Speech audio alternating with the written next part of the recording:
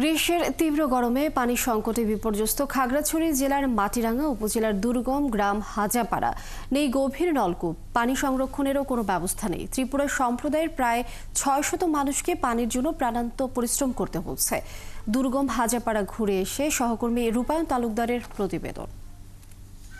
খাগড়াছড়ির দুর্গম উপজেলা মাটিরাঙ্গা, সেখানকার প্রত্যন্ত গ্রাম হাজাপাড়া।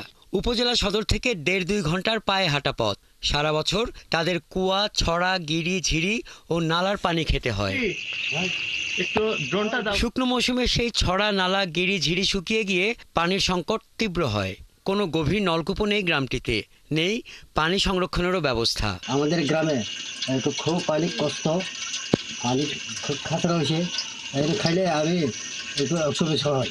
মেয়েরা সরার পানি তুলে কষ্ট করে আনতে লাগে, তাই এ সময়ে আমাদের গ্রামে কোনো পানিও নাই। এই পানি তো খুব খারাপ, আমাদের গ্রামে বাচ্চা টাচা খাইলে অসুস্থ হয়ে যায়। পানির কারণে মহিলারা বা পুরুষরা অনেক কষ্ট করছে, গ্রামে থেকে আধা কিলো হেঁটে এসে পানি নিতে হচ্ছে। স্থানীয় ইউপি সদস্য জানান, ভরা গ্রীষ্মে পানি সংকটের স্থায়ী সমাধান প্রয়োজন। নির্দলীয় সরকার যদি আমাদের এই এলাকার যদি একটু নজর দেয়, তাহলে আমরা সেই পানির থেকে এবং যোগাযোগ অবস্থা থেকে আমরা নিরসন পাবো। আন্তর্জাতিক মাতৃভাষা জাতীয় পদকপ্রাপ্ত ভাষা গবেষক মথুরা বিকাশ ত্রিপুরার কণ্ঠে আকুতি ঝরে নিজ গ্রামের জন্য।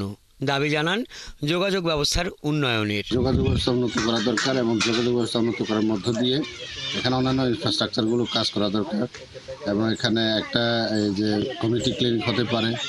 তারপরে এখানে যে পানির ব্যবস্থা, এখানে প্রায় ৮০ পরিবারের বেশি মানুষ এখানে বসবাস করে, তাদের জন্য কোনো একটাও এখানে টিউবওয়েল নাই। এ বিষয়ে জেলা প্রশাসক জানান, গোমতী হাজাপাড়া গ্রামের সুপেয় পানি সংকট সমাধানে বিশেষ কিছু পরিকল্পনা নেওয়া হয়েছে। যে সুপেয় পানির সংকট নিয়েছে সেটি নিয়ে আমাদের বেশ কিছু পরিকল্পনা রয়েছে এবং আমরা কাজ করছি। আশা করছি যে আমরা খুব শীঘ্রই একটা কর্মপরিকল্পনা নিয়ে এই বিষয়ে একটি ভালো ফলাফল পেতে। হাজাপাড়া গ্রামে ১২০ ত্রিপুরা পরিবারের প্রায় ৬০০ মানুষ বাস করে।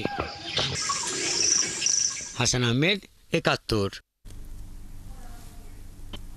দর্শক, এ বিষয়ে সর্বশেষ খবর জানাতে খাগড়াছড়ি থেকে যুক্ত হচ্ছেন সহকর্মী রূপায়ণ তালুকদার। আর রূপায়ণ, মাটিরাঙ্গার হাজাছড়া যে গ্রামটি পানির সংকট, সেই সমাধানে কি পদক্ষেপ নিয়েছে কিনা উপজেলা প্রশাসন এবং সমস্যার স্থায়ী সমাধানে প্রশাসন কি ভাবছে?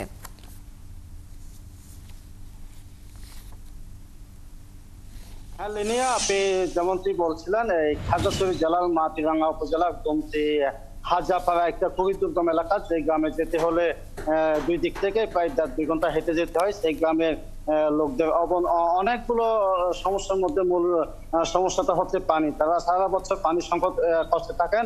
আর মূলত শুকনো মৌসুমে হচ্ছে সব সরা, নালা, ঘিরি সব পানি শুকিয়ে যায় এবং বর্ষাকালেও সেই যে পানিটা দূষণীয় থাকে, তার ফলে তারা পুরো সারা বছর পানিতে কষ্ট থাকে। তো আমি ওখানকার এলাকাবাসীদের সাথে কথা বলেছি। তো ওখানকার ইউপি মেম্বার এবং ওই যে জাতীয় মাতৃভাষা পদকপ্রাপ্ত গবেষক মথুরা বিকাশ ত্রিপুরা সহ আমি তাদের সাথে কথা বলেছি। তারা যে বিষয়টি বলেছেন, ওই এলাকা যেহেতু দুর্গম, পাহাড়ি এলাকা, একদম এই দুর্গম এলাকায় এখানে পাথরের কারণে টিউবওয়েল বা রিংওয়েল বসানো সম্ভব না। তো এখানে যে কোনো অন্য কোনো উপায়ে পানির ব্যবস্থা করা খুবই জরুরি, গুরুত্বপূর্ণ।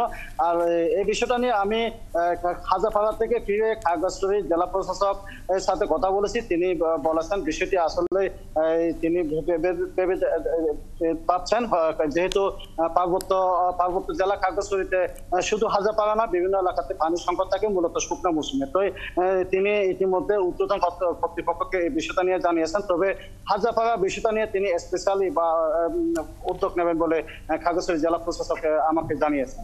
লিনিয়া, অসংখ্য ধন্যবাদ রূপায়ণ তালুকদার।